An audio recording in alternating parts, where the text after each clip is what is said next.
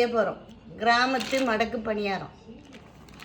1/2 kilo மாவு, பச்சரிசி மாவு, ஒரு தேங்காய், 2 முட்டை, 100 கிராம் சர்க்கரை. 100 கிராம் சர்க்கரை,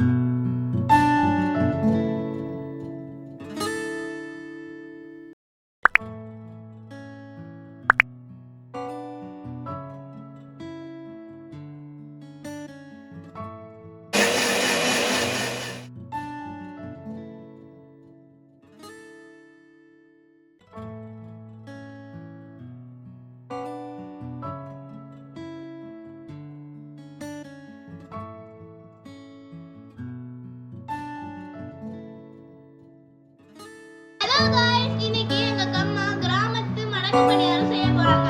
எனக்கு ரொம்ப பிடிக்கும். நீங்களும் உங்க பாட்டி கிட்ட கேட்டு செஞ்சு தர சொல்லுங்க. இப்போ மடக்கு பணியாரம் செய்ய போறோம். ஒரு பாக்கெட்டு பச்சரிசி மாவு, 1/2 கிலோ பச்சரிசி மாவுல வறுத்து நல்லா ஜலிச்சு வச்சிருக்கேன். வறுத்து தேங்காய் அரைச்சி கட்டியா புளிஞ்சி தண்ணி விட்டாம எடுத்து வச்சிருக்கேன்.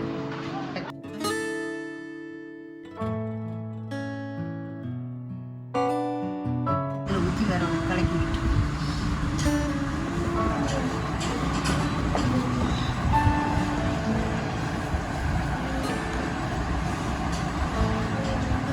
நல்லா ஊற்றி விரவிக்கிட்டு நல்லா பிணையணும். நல்ல சப்பாத்தி மாவு மாதிரி பிசையணும். இதை நல்லா பிசைஞ்சு நம்ம பரோட்டாக்கு மாவு பிசையணுமே இந்த மாதிரி பிசைஞ்சிட்டே இருக்கணும்.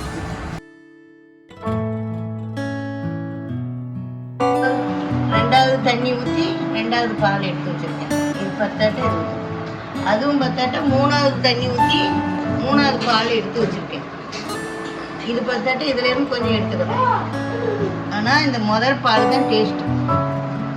ஊற்றுறமே இந்த பால் முட்டை சீனா நல்லா இருக்கும். நான் பிணைஞ்சி சட்டிட்டு உங்களுக்கு காட்டுறேன். சப்பாத்தி மாவு மாதிரி பிசையணும். பரோட்டாக்கு மாவு பிசையணுமே அந்த மாதிரி அடித்து பிசையணும். 2வது பாலும் நல்லா மாவு நல்லா ஊற வைக்கணும். பிசைஞ்சு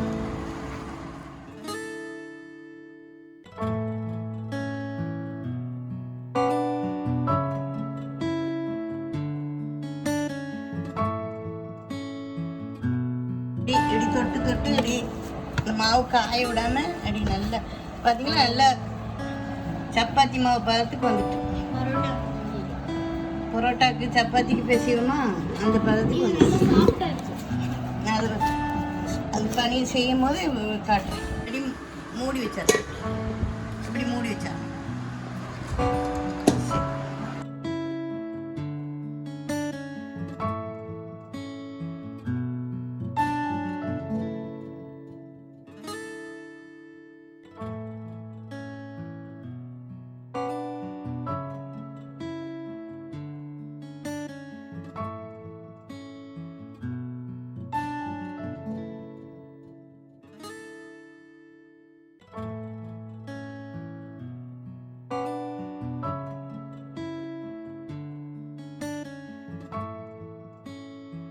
இப்படி மெல்லிசா தட்டணும்.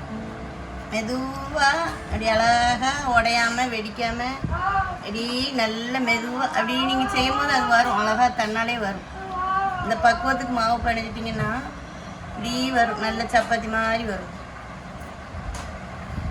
இப்படி தட்டி நல்லா அழகா மடக்கிட்டிங்கன்னா மடக்கி எண்ணெயில் போட்டு பொரிச்ச பிறகு அப்படி பிஸ்கெட் மாதிரி இருக்கும்.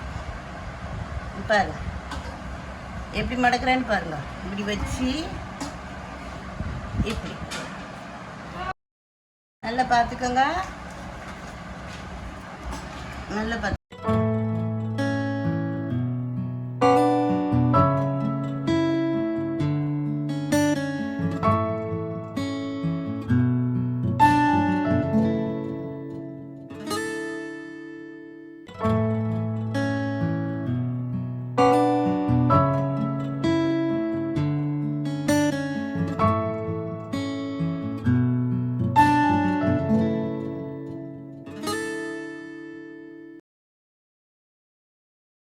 எவ்வளோ அழகா இருக்கு இதே மாதிரி எல்லாத்தையும் செஞ்சு இதே மாதிரி எல்லாத்தையும் செஞ்சு கவுத்தி வைங்க. இங்க பாருங்க, இந்த மாதிரி அழகா தட்டி எடுத்தாச்சு மடக்கு பணியாரம். அழகா இருக்கா? இதை அப்படியே எண்ணெயில போட்டு எடுக்கணும். எண்ணெய் நல்லா காஞ்சிட்டு நான் எண்ணெயில போடுறேன். வாங்க, இப்படி கவுத்தி போடணும். மெதுவா பொறுமையா கையில எண்ணெய் தெரிச்சிடாம பார்த்து இப்படி கவுத்தி போட்டு சுடுங்க. நல்லா இருக்கும் பணியாரமா. இது குழல் பணியாரம். குழல் மாதிரி இருக்கா? நல்லா இருக்கும். அப்புறம் பிஸ்கெட் மாதிரி இருக்கும். இது சின்ன சட்டியா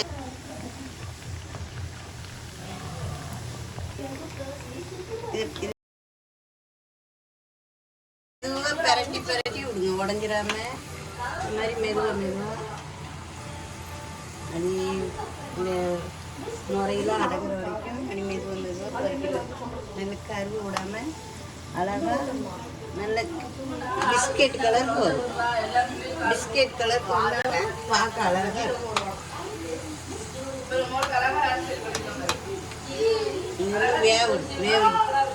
வெந்து எடுத்து காட்டுறேன். இப்படி தான் பொரிக்கணும். நீ மெதுவாக மெதுவாக பிரட்டி பிரட்டி பிரட்டி விட்டு அந்த எண்ணெயெல்லாம் நல்லா அடங்கி எடுங்க.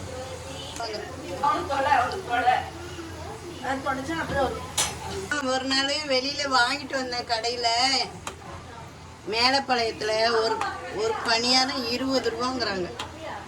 இது நிறைய வேலைப்பாடு. ஒன்று 20 ரூபாய்க்கு மற்ற பொருள் வாங்கினா 200 ரூபா செலவு பண்ணா நம்ம பிள்ளைங்க நல்லா சாப்பிடுவாங்க.